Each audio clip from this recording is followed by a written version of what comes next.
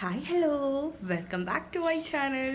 അപ്പോൾ ഇന്ന് നമുക്ക് ഈ റമദാനൊക്കെ വരുമല്ലേ, അപ്പോൾ നമുക്ക് റമദാൻ്റെ ഒരു പർച്ചേസിനായിട്ട് പോകാം കേട്ടോ.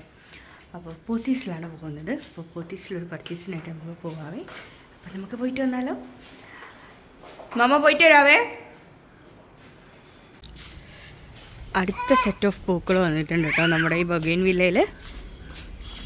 ആദ്യത്തെ വന്ന പൂക്കളൊക്കെ പോയിട്ട് അടുത്ത സെറ്റ് ഓഫ് പൂക്കളാണ് കേട്ടോ ഇത്. നല്ല ഭംഗിയായിട്ട് വന്നിട്ടുണ്ട്.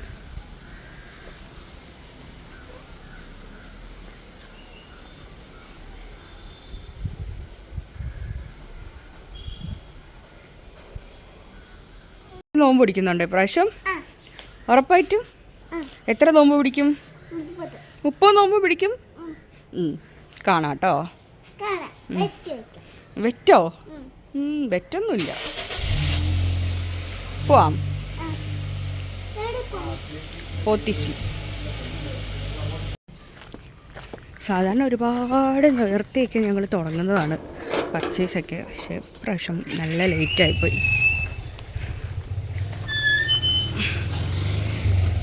പ്രാവശ്യം ഒരുപാട് ലേറ്റായിപ്പോയി. നോമ്പ് അടുക്കാറായപ്പോഴാണ് നമ്മൾ പർച്ചേസിനായിട്ട് ഇറങ്ങുന്നത്. അപ്പോൾ എന്തായാലും ഞങ്ങൾ പോകാൻ പോലെ നെയ്ച്ചുരുതി ഓടിപ്പടഞ്ഞൊക്കെ വരുന്നുണ്ട്.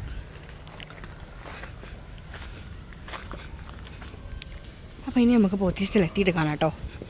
അങ്ങനെ ഞങ്ങൾ നേരെ പോയത് വെള്ളേണി പോത്തീസിലാണ് കേട്ടോ പോയത്. അപ്പോൾ വെള്ളേണി പോത്തീസിൽ പോയപ്പോൾ ഇവിടെ മറ്റു പോത്തീസിൽ അത്രയും സാധനങ്ങൾ ഉണ്ടാവില്ല ഇവിടെ.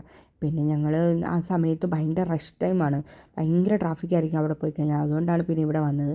ഇവിടെ വന്നപ്പോഴത്തേക്ക് കുറച്ചെങ്കിലൊക്കെ ഉണ്ടാവുമെന്ന് പ്രതീക്ഷിച്ചു, പക്ഷെ അത്ര ഇങ്ങോട്ട് സാധനങ്ങളൊന്നും ഉണ്ടായിരുന്നില്ല. എന്തായാലും അത്യാവശ്യം എമർജൻസി ആയിട്ട് വേണ്ട സാധനങ്ങൾ, നോമ്പിന് വേണ്ട കാര്യങ്ങളൊക്കെ മേടിച്ചു. ഡേറ്റ്സ്, പിന്നെ മാവ്, അരിപ്പൊടി, പിന്നെ പച്ചരി, അങ്ങനെയൊക്കെയുള്ള കുറച്ച് സാധനങ്ങളൊക്കെ മേടിച്ചു. എന്നിട്ട് പിന്നെ താഴോട്ട് ടാങ്ക് പൗഡറൊക്കെ എടുക്കാനായിട്ട് താഴോട്ട് പോകാൻ നിൽക്കുമ്പോഴാണ് അവളിങ്ങനെ കുറേ ലിസ്റ്റ് പറയുന്നത്. അത് വേണം, ഇത് വേണം, മറ്റേത് വേണം എന്നൊക്കെ ഇങ്ങനെ കുറേ പറയുന്നുണ്ടായിരുന്നു. അവൾ പിന്നെ അവിടെ ഇങ്ങനെ പ്രത്യേകിച്ച് ഹൈപ്പർ മാർക്കറ്റിലൊക്കെ പോയി കഴിഞ്ഞാൽ ആളിങ്ങനെ അത് വേണം, ഇത് വേണം എന്നൊക്കെ പറഞ്ഞിട്ട് അങ്ങനെ ബഹളമാണ്. അങ്ങനെ എന്തായാലും ഞങ്ങൾ താഴെ പോയി അവിടെയും ആവശ്യമുള്ള സാധനങ്ങളൊക്കെ, ടാങ്ക് പൗഡർ അങ്ങനെയൊക്കെയുള്ള കുറച്ച് സാധനങ്ങളൊക്കെ വേണമായിരുന്നു. പിന്നെ ഒരു ബ്രൂമൊക്കെ വേണമായിരുന്നു. അതൊക്കെ എടുത്തു. അതൊക്കെ എടുത്തിട്ട് ഞങ്ങൾ പിന്നെ നേരെ പോയി ബില്ലടിച്ചു. ഒരുപാട് സാധനങ്ങളൊന്നും എടുത്തില്ല, കാരണം അത്രയ്ക്ക് സാധനങ്ങൾ അവിടെ ഉണ്ടായില്ല. മറ്റേ പോത്തീസിലുള്ളാവുന്ന പോലെ സാധനങ്ങൾ ഇവിടെ ഉണ്ടായില്ല.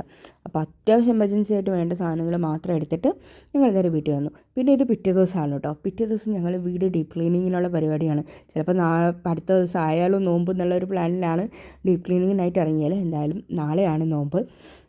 അപ്പോൾ അതുകൊണ്ട് തന്നെ ഞങ്ങൾ ഇന്നലെയാണ് ഈ ഡീപ്പ് ക്ലീനിങ് ചെയ്യുന്നത് കേട്ടോ.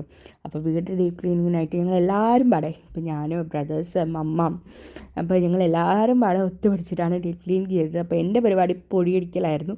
അപ്പോൾ ഒരാൾക്ക് പൊടിയടിക്കൽ, ഒരാൾക്ക് നിലം തുടയ്ക്കൽ, ഒരാൾക്ക് അറേഞ്ച് ചെയ്യൽ, അങ്ങനെയൊക്കെയുള്ള, പിന്നെ അതിൻ്റെ കൂടെ അലക്കലും ഉണ്ടായിരുന്നു. അപ്പോൾ ഒരാൾ അലക്കൽ, അങ്ങനെയൊക്കെയുള്ളത്, ഒരാൾ വാഷിംഗ് മെഷീനിൻ്റെ കാര്യം, അലക്കുന്ന പരിപാടി നോക്കുക, അങ്ങനെയൊക്കെ ആയിട്ട് ഇങ്ങനെ എല്ലാവരും കൂടെ ഒത്തുപിടിച്ച് ചെയ്തു. കാരണം കുറച്ച് ബെഡ്ഷീറ്റ് കാര്യങ്ങളൊക്കെ ഉണ്ടായിരുന്നു. അപ്പം ഒന്നും ഇട്ടേക്കണ്ട, എല്ലാം അലക്കി ഫുള്ളി ക്ലീൻ ആൻഡ് നീറ്റാക്കി എടുക്കാം, മുഷിഞ്ഞ തുണികളൊന്നും ഇട്ടിരിക്കണ്ട എന്നുള്ള ഒരു പ്ലാനിൽ അങ്ങനെ എല്ലാം ചെയ്ത് ഇന്നലെ ഒറ്റ ദിവസം കൊണ്ട് ഞങ്ങൾ എല്ലാ പണിയും ചെയ്തു തീർത്തു കേട്ടോ. അതിൻ്റെ ഇടയിൽ ഞാൻ പൊടിയടിച്ചുകൊണ്ടിരിക്കുമ്പോൾ ആ ബ്രഷ് ഇടയ്ക്കിടയ്ക്ക് ആ ജനലിൽ കമ്മിയിൽ കയറി ഇങ്ങനെ കൊടുക്കും. ഞാൻ വലിച്ചെടുക്കും, വീണ്ടും അത് കൊടുക്കും, വീണ്ടും വലിക്കും. ഇതന്നെയായിരുന്നു മിക്കപ്പോഴും ജനലിൽ പൊടി പിടിക്കുമ്പോൾ ഒരു പ്രശ്നം.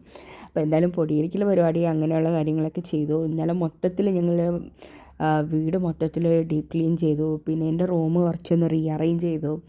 അങ്ങനെയുള്ള പരിപാടികളൊക്കെ ഇന്നലെ ആയിരുന്നു ചെയ്തത്. എന്തായാലും എല്ലാവരും കൂടി ഇങ്ങനെ ചെയ്യുമ്പോൾ ഒരു രസമായിരുന്നു.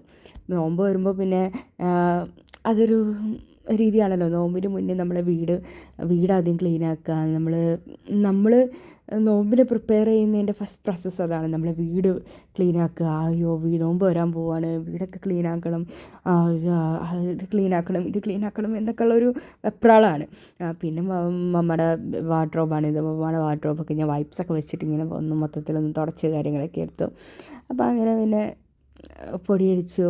പിന്നെ തൂത്തൊക്കെ ഇട്ടെടുത്ത് കഴിഞ്ഞാൽ പിന്നെ ബ്രദറാണ് തുടയ്ക്കുന്ന പരിപാടി. ബ്രദറിനായിരുന്നു ഇന്നലത്തെ ഡ്യൂട്ടി. അപ്പോൾ അവൻ തുടച്ചോളും ഇപ്പോൾ തൂത്തൊക്കെ ഇട്ട് കഴിഞ്ഞാൽ.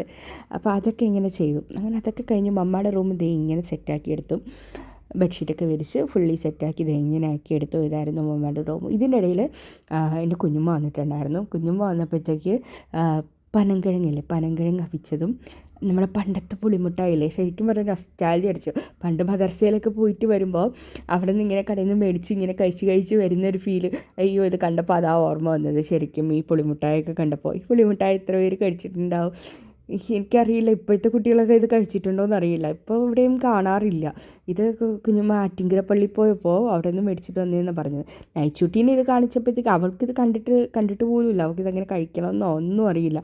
അവൾ എങ്ങനെയൊക്കെയോ അത് കഴിച്ചിട്ട് ആ ഒരു ടേസ്റ്റൊക്കെ എന്തൊക്കെ ഒരു രീതിയിലെന്ന്. എന്തായാലും നമുക്കൊക്കെ ഇത് ഭയങ്കര ഒരു അത് കണ്ടപ്പോൾ തന്നെ ഒരു ശരിക്കും പറഞ്ഞാൽ പണ്ട് മദ്രസയിലൊക്കെ പോയപ്പോൾ ഉള്ള ഒരു ഒരു ഓർമ്മയൊക്കെയാണ് വന്നത്.